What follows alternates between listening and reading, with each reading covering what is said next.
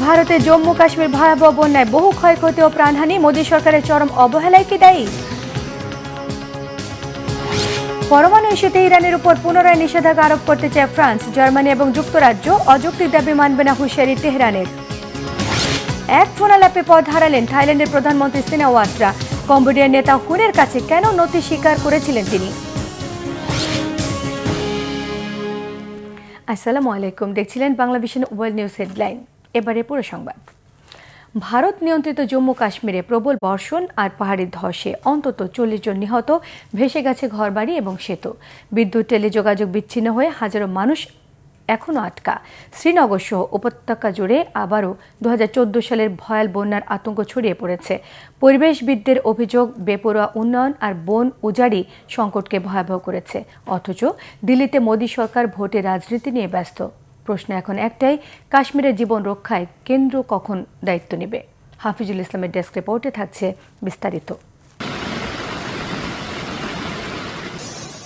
প্রবল বর্ষণ আর পাহাড়ি ধসে প্রায় অচল হয়ে পড়েছে ভারত নিয়ন্ত্রিত জম্মু কাশ্মীর। রেকর্ড ভাঙা বৃষ্টিতে ভেসে গেছে ঘরবাড়ি, ধসে পড়েছে ব্যস্ত সড়ক ও সেতু। চরম নাজুক অবস্থায় আছে বিদ্যুৎ ও টেলিযোগাযোগ পরিস্থিতি।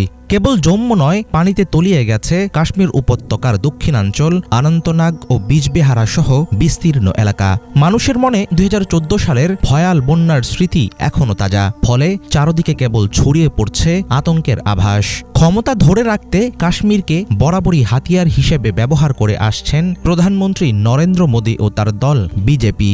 স্থানীয় সাধারণ মানুষ তাই প্রশ্ন তুলছে, সরকার কি কেবল প্রতিশ্রুতিই দিয়ে যাবে, নাকি আসলেই তাদের জীবনের নিরাপত্তার জন্য কিছু করবে? বন্যা পরিস্থিতি সামাল দেওয়ার ক্ষেত্রে ব্যর্থতার দায় সরাসরি গিয়ে পড়ছে নরেন্দ্র মোদী সরকারের উপর। বিশেষ মর্যাদা কেড়ে নেওয়ার পর থেকে গোটা জম্মু কাশ্মীর অঞ্চল রাজনৈতিক ও অর্থনৈতিকভাবে বিপর্যস্ত।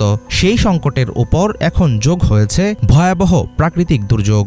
মন্দির উন্নয়ন, রাস্তাঘাট, সুড়ঙ্গ ও সামরিক প্রকল্পে কোটি কোটি টাকা ব্যয় করছে মোদী সরকার। অথচ বন্যা নিয়ন্ত্রণ ও নদী রক্ষার মতো জরুরি কাজে কোনো কার্যকর উদ্যোগ নেই তাদের। সেটা নিয়ে ক্ষুব্ধ স্থানীয় জনগণ।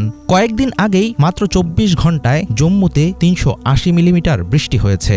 1988 সালের রেকর্ডকেও ছাড়িয়ে গেছে এবারের বৃষ্টি। কাশ্মীর উপত্যকায় অবস্থা আরও ভয়াবহ। শ্রীনগর সহ বিস্তীর্ণ এলাকায় নদীর পানি বইছে বিপদসীমার উপর দিয়ে। ঘরের জিনিসপত্র উঁচু তলায় তুলতে বাধ্য হচ্ছেন স্থানীয় বাসিন্দারা। নিরাপদ আশ্রয়ের খোঁজে পরিবারগুলো রাতের আধারে বাড়িঘর ছেড়ে পালাচ্ছে। সরিয়ে নেওয়া হচ্ছে নৌকা ও ভেলায় আটকে পড়াদের। জনসাধারণ বলছে, 2014 সালের বন্যার ভয়াবহ অভিজ্ঞতা থেকেও সরকার কোনো শিক্ষা নেয়নি। ফলে আবারও দেখা দিয়েছে সেই একই ভয়, একই বিশৃঙ্খলা। ফাঁকা আশ্বাস দিয়ে সরকার দায় সারলেও সাধারণ মানুষ নিজেরাই বালির বস্তা ফেলে বাঁধ মেরামত করছে। অবাধে বন উজাড় ও বেপরোয়া উন্নয়ন প্রকল্পই কাশ্মীরের প্রাকৃতিক ভারসাম্য নষ্ট করেছে বলে মনে করছেন পরিবেশবিদরা। উন্নতির নামে এখানে কেটে ফেলা হয়েছে লক্ষাধিক গাছ। নদীর বন্যাপ্রবণ সমতল ভূমি ধ্বংস করে সেখানে বানানো হয়েছে পাকা রাস্তা। শ্রীনগর ঘিরে যে জলাভূমি বন্যার পানি শোষণ করত, উজাড় করে দেওয়া হয়েছে সব। ফলে সামান্য বৃষ্টি এখন পরিণত হচ্ছে ভয়াবহ বন্যায়। এর দায় কেবল প্রকৃতির উপর চাপিয়ে সরকার পার পাবে না, কারণ এটি সরাসরি মানুষের তৈরি সংকট। মৌসুমি বৃষ্টি ও চরম বন্যায় এখন দ্বিগুণ বিপদে ভারত শাসিত কাশ্মীর। একদিকে প্রাকৃতিক দুর্যোগ, অন্যদিকে সরকারের রাজনৈতিক দমননীতি ও প্রশাসনিক ব্যর্থতা।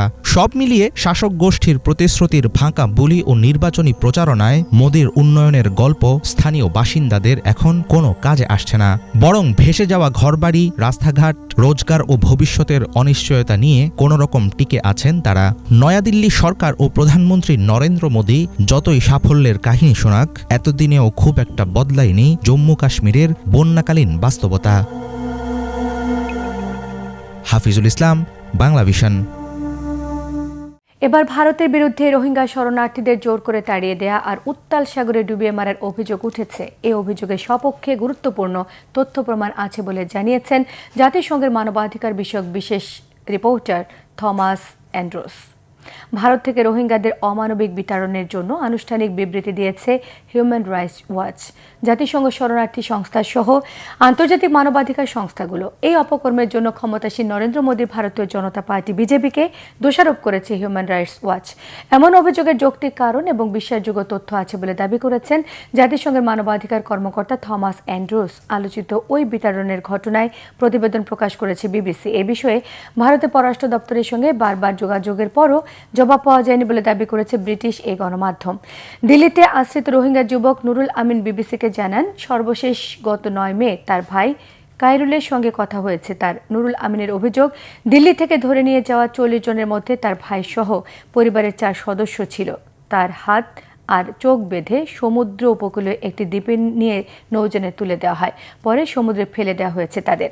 পারমাণবিক কর্মসূচি নিয়ে একাধিক বৈঠকের পর ফলপ্রসূ কোনো আলোচনা না হওয়ায় নিষেধাজ্ঞা পুনর্বহালে তোড়জোড় শুরু করেছে ফ্রান্স, জার্মানি এবং যুক্তরাজ্য।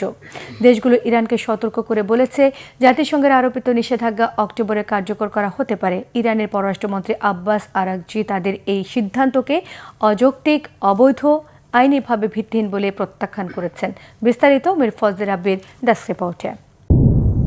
ইরানের পরমাণু কর্মসূচি নিয়ে ধারাবাহিক বৈঠক ব্যর্থ হওয়ার পর দেশটির ওপর আবারও নিষেধাজ্ঞা আরোপের প্রক্রিয়া শুরু করেছে ইউরোপের 3 দেশ। তেহরানের ওপর নিষেধাজ্ঞা পুনর্বহালের তোড়জোড় শুরু করেছে ফ্রান্স, জার্মানি ও যুক্তরাজ্য। 28 আগস্ট এই সিদ্ধান্ত ঘোষণা করে ইউরোপের 3 দেশ।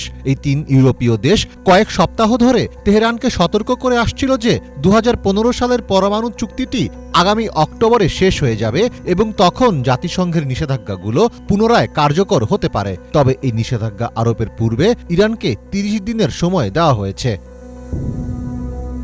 দেশগুলো তেহরানকে 2015 সালের পরমাণু চুক্তির শর্ত লঙ্ঘনের জন্য অভিযুক্ত করেছে।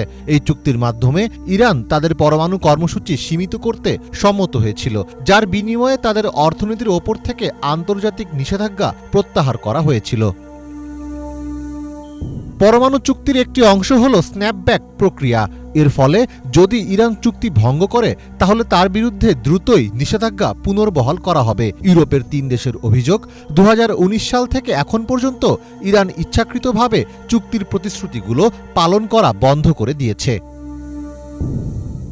ইরানের পররাষ্ট্রমন্ত্রী আব্বাস আরাকচি তাদের এই সিদ্ধান্তকে অযৌক্তিক, অবৈধ এবং আইনিভাবে ভিত্তিহীন বলে প্রত্যাখ্যান করেছেন। ইরান হুঁশিয়ারি দিয়েছে, ইউরোপ নিষেধাজ্ঞা ফের চালু করলে আন্তর্জাতিক পরমাণু শক্তি সংস্থার সঙ্গে সহযোগিতা আরও কমিয়ে দেবে ইরান। মীর ফজলে রাব্বি, বাংলা ভিশন। নৈতিকতা লঙ্ঘনের অভিযোগে প্রধানমন্ত্রী হওয়ার মাত্র 1 বছরের মাথায় পেতংতার্ন সিনেওয়াত্রাকে পদচ্যুত করেছেন থাইল্যান্ডের সাংবিধানিক আদালত। এই সিদ্ধান্ত সিনেওয়াত্রা রাজনৈতিক পরিবারের জন্য আরেকটি বড় ধাক্কা। শুক্রবার আদালতের রায়ে বলা হয়, গত জুনে ফাঁস হওয়া এক ফোনালাপে পেতংতার্ন নৈতিকতা লঙ্ঘন করেছিলেন। ওই কথোপকথনে তাকে কম্বোডিয়ার সাবেক নেতা হুন সেনের কাছে নতি স্বীকার করতে শোনা গিয়েছিল। সেই সময় দুদেশের মধ্যে সীমান্ত সংঘাতের উপক্রম হয়েছিল। এই ঘটনার কয়েক সপ্তাহ পর সত্যিকার অর্থেই লড়াই শুরু হয় এবং তা 5 দিন ধরে চলে। আদালতের এই সিদ্ধান্তের ফলে থাইল্যান্ডের নতুন প্রধানমন্ত্রী নির্বাচনের পথ খুলে গেল। তবে প্রক্রিয়াটি দীর্ঘায়িত হতে পারে, কারণ পেতংতার্নের নেতৃত্বাধীন ফিউথাই পার্টির রাজনৈতিক ক্ষমতা কমে গেছে। আইনসভাতেও তাদের প্রধানমন্ত্রী নির্বাচন করার মতো আসন সংখ্যা নেই, তাই জোটকে টিকিয়ে রাখাও কঠিন হয়ে দাঁড়িয়েছে। থাইল্যান্ডের ইতিহাসে সবচেয়ে কনিষ্ঠ প্রধানমন্ত্রী ছিলেন পেতংতার্ন। 2008 সালের পর তিনি আদালতের রায়ে পদচ্যুত হওয়া থাইল্যান্ডের 5ম প্রধানমন্ত্রী। অপরাধ দমনে অনন্য এক পদক্ষেপ নিয়েছে সাউথ কোরিয়ার পুলিশ। সিওলের একটি এলাকায় এবার মানবাকৃতির হলোগ্রাফিক পুলিশ স্থাপন করেছে দেশটির প্রশাসনিক কর্তৃপক্ষ। পুলিশ সদস্যরা সর্বত্র একসঙ্গে উপস্থিত থাকতে পারছে না, এমন সীমাবদ্ধতা থেকে এই পদক্ষেপ হাতে নেওয়া হয়েছে। কর্মকর্তারা জানান, এতে করে জনগণের মধ্যে সার্বক্ষণিক পুলিশের উপস্থিতি বোধ জাগ্রত করা সম্ভব হবে। বিস্তারিত ডেস্ক রিপোর্টে। এবার অপরাধ দমন করতে ভিন্নধর্মী এক উদ্যোগ গ্রহণ করেছে সাউথ কোরিয়ার পুলিশ। রয়টার্সের প্রতিবেদন অনুযায়ী সিউলের একটি কেন্দ্রীয় এলাকায় এক মানব আকৃতির হলোগ্রাফিক পুলিশ অফিসার স্থাপন করেছে দেশটির প্রশাসনিক কর্মকর্তারা। এটি মূলত অপরাধ প্রতিরোধে কাজ করবে। এই পদ্ধতিটি বর্তমানে অভিনব ও নতুন ধরনের পন্থা বলে বিবেচিত হচ্ছে। প্রতি 2 মিনিট অন্তর একটি পুলিশ কর্মকর্তার ছবি একটি অ্যাক্রিলিক প্যানেলের উপর প্রদর্শিত হয়। এই কার্যক্রম চালু থাকে সন্ধ্যা 7টা থেকে রাত 10টা পর্যন্ত। জায়গাটি বারের আশেপাশে হওয়ায় রাতে বেশ জমজমাট থাকে। পুরো এলাকা সার্বক্ষণিকভাবে এআই নিয়ন্ত্রিত নজরদারি ক্যামেরার মাধ্যমে পর্যবেক্ষণেও রাখা হয়। এদিকে পুলিশ সদস্যদের পক্ষে সারাক্ষণ প্রতিটি জায়গায় একসাথে উপস্থিত থাকা সম্ভব নয়। রয়টার্সকে দেওয়া এক সাক্ষাৎকারে সিউলের জুম্বো পুলিশ স্টেশনের কর্মকর্তা কিম সু হিয়াং জানান, এই সীমাবদ্ধতা থেকে তারা ভাবতে শুরু করেন যদি এমন কিছু করা যায় যা মানুষের মাঝে পুলিশের উপস্থিতির অনুভূতি সৃষ্টি করে তাহলে সেটি সহায়ক হতে পারে। এই ভাবনা থেকে হোলোগ্রাফিক প্রযুক্তির মাধ্যমে অপ্রাকৃত উপায়ে পুলিশের উপস্থিতি দেখানোর এই উদ্যোগ গ্রহণ করা হয়েছে। এর মূল পরিকল্পনায় কিম সু হিয়াং নিজেই ছিলেন। এই পুলিশ কর্মকর্তার এক সহকর্মী কিম হিউন ডন রয়টার্সকে জানান, ইনস্টলেশন শেষ হওয়ার পর থেকে ওই অঞ্চলে মাতাল ব্যক্তিদের আচরণে পরিবর্তন এসেছে। সহিংসতা ও অন্যান্য অপরাধমূলক কর্মকাণ্ড উল্লেখযোগ্যভাবে কমেছে। অপরাধের হার প্রায় 22% কমেছে বলে দাবি করা হয়েছে। এই প্রযুক্তি এলাকাবাসীদের মধ্যে কিছুটা আশ্বাস সৃষ্টি করেছে। চৈ ইন জাং নামে এক স্থানীয় বাসিন্দা রয়টার্সকে জানান, এই উদ্যোগটি তাদের নিরাপত্তা বোধ বাড়িয়েছে।